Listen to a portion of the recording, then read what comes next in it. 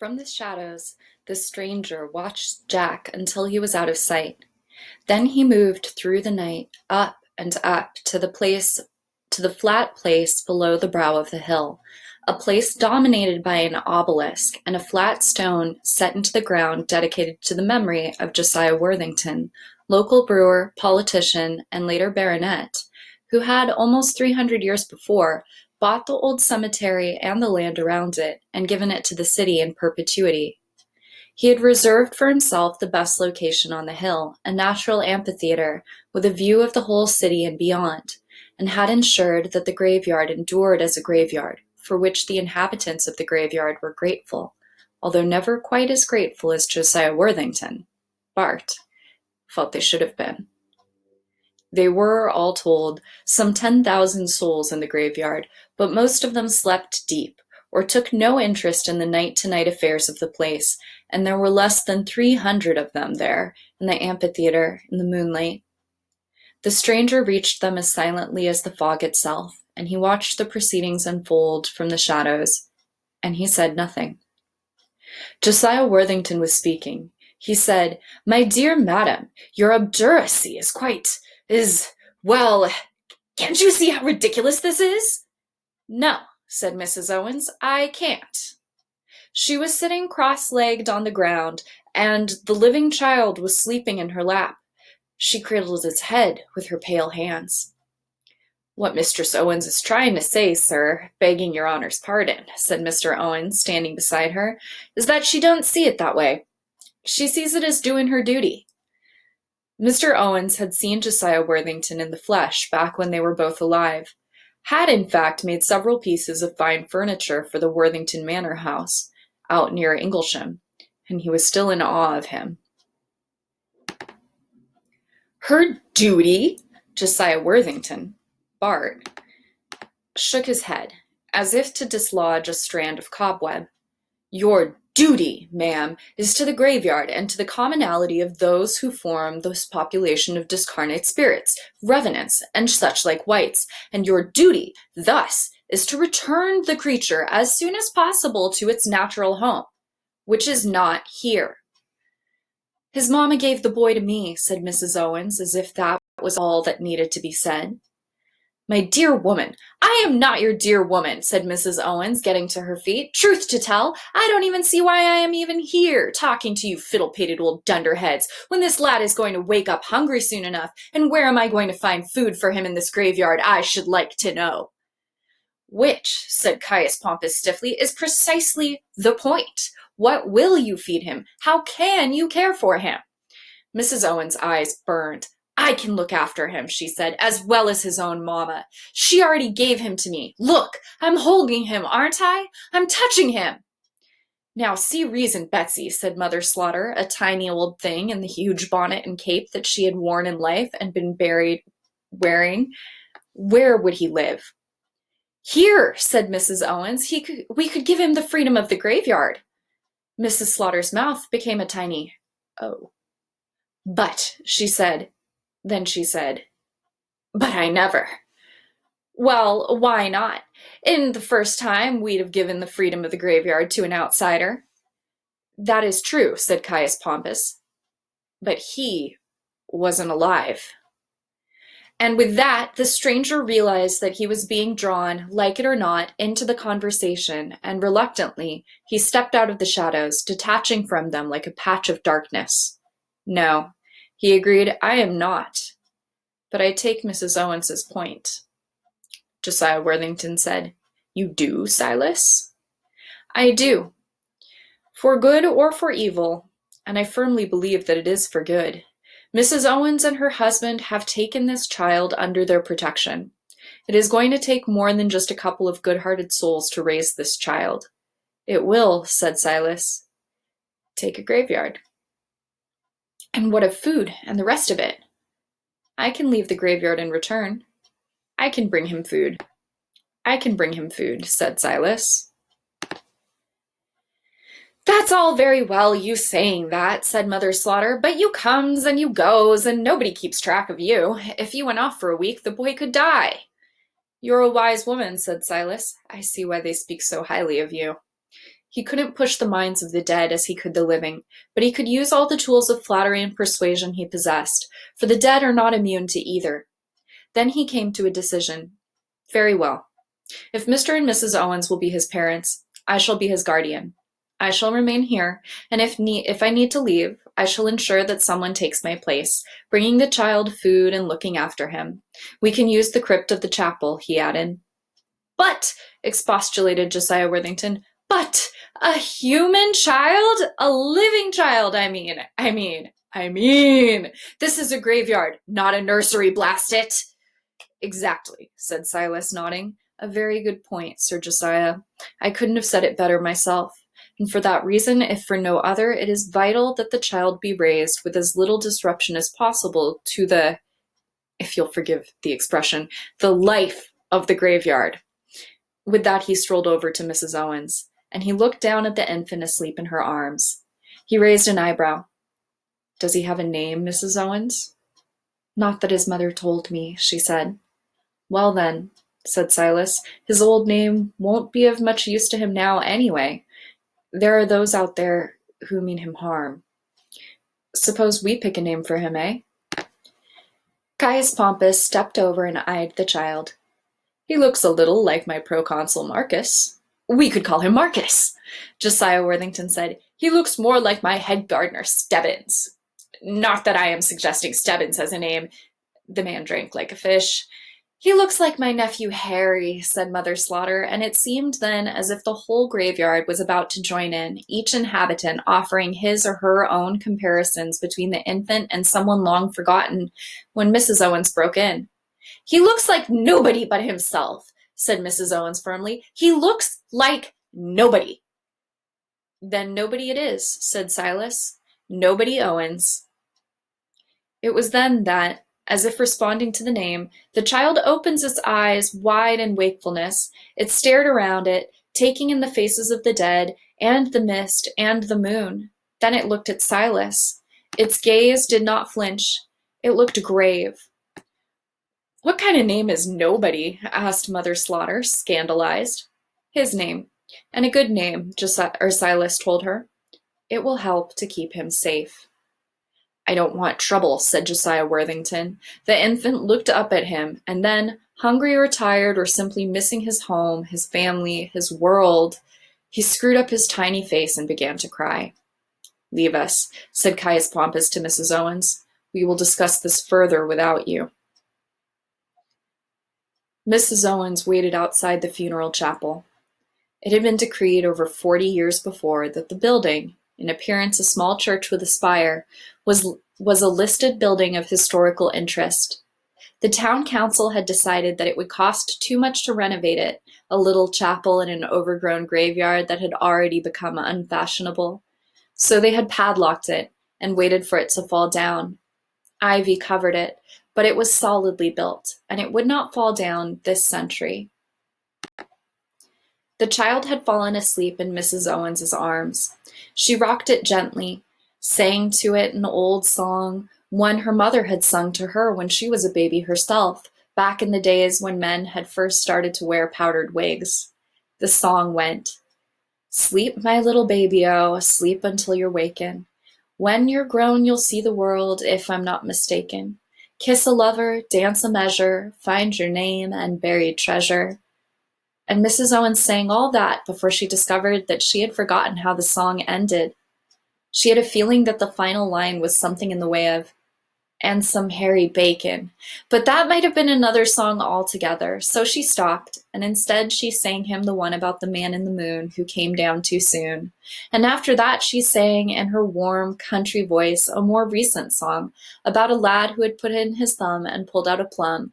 And she had just started a long ballad about a young country gentleman whose girlfriend had, for no particular reason, poisoned him with a dish of spotted eels, when Silas came around the side of the chapel, carrying a cardboard box. Here we go, Mistress Owens, he said. Lots of good things for a growing boy. We can keep it in the crypt, eh? The padlock fell off in his hand, and he pulled open the iron door. Mrs. Owens walked inside, looking dubiously at the shelves and at the old wooden pews tipped up against a wall. There were mildewed boxes of old parish records in one corner, and an open door that revealed a Victorian flush toilet and a basin with only a cold tap in the other. The infant opened his eyes and stared. "We can put the food in here," said Silas. "It's cool and the food will keep longer." He reached into the box, pulled out a banana. "And what would that be when it was at home?" asked Mrs. Owens, eyeing the yellow and brown object suspiciously. "It's a banana, a fruit from the tropics. I believe you peel the outer covering," said Silas. "Like so." The child, nobody, wriggled in Mrs. Owens's arms, and she let it down to the flagstones. It toddled rapidly to Silas, grasped his trouser leg, and held on. Silas passed it the banana. Mrs. Owens watched the boy eat. "Banana," she said dubiously. "Never heard of them." "Never. What's it taste like?" "I've absolutely no idea," said Silas, who consumed only one food. And it was not bananas. "You can make up a bed in here for the boy, you know." "I'll do no such thing, with Owens and me having a lovely little tomb over by the daffodil patch. Plenty of room in there for a little one. Anyway," she added, concerned that Silas might think she was rejecting his hospitality, "I wouldn't want the lad disturbing you." He wouldn't. The boy was done with his banana. What he had not eaten was now smeared over himself. He beamed, messy and apple-cheeked.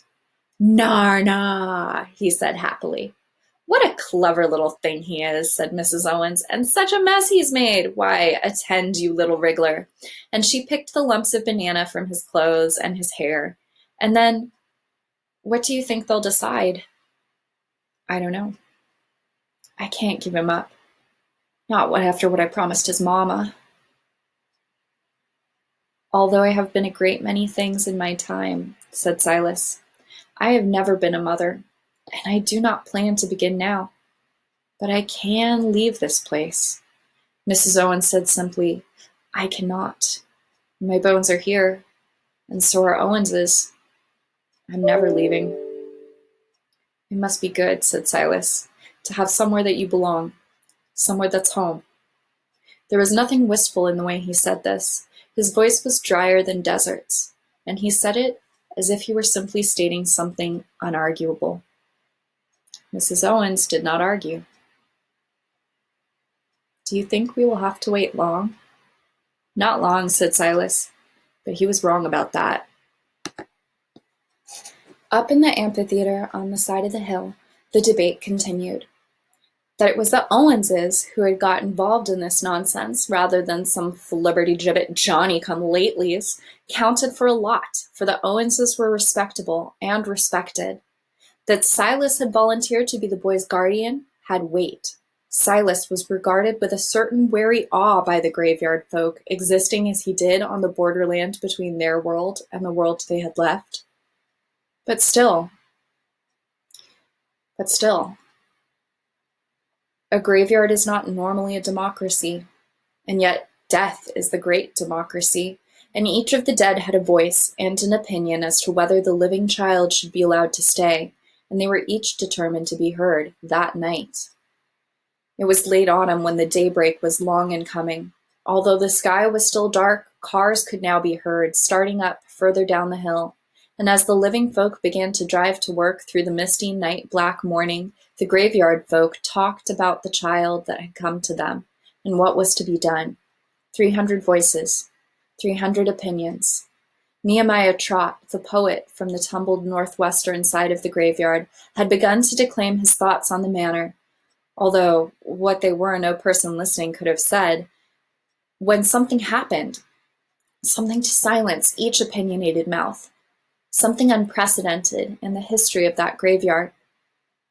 A huge white horse, of the kind that the people who know horses would call a gray, came ambling up the side of the hill. The pounding of its hooves could be heard before it was seen, along with the crashing it made as it pushed through the little bushes and the thickets, through the brambles and the ivy, and the gorse that had grown up on the side of the hill. The size of a shire horse it was, a full 19 hands or more. It was a horse that could have carried a knight in full armor into combat, but all it carried on its naked back was a woman, clothed from head to foot in gray.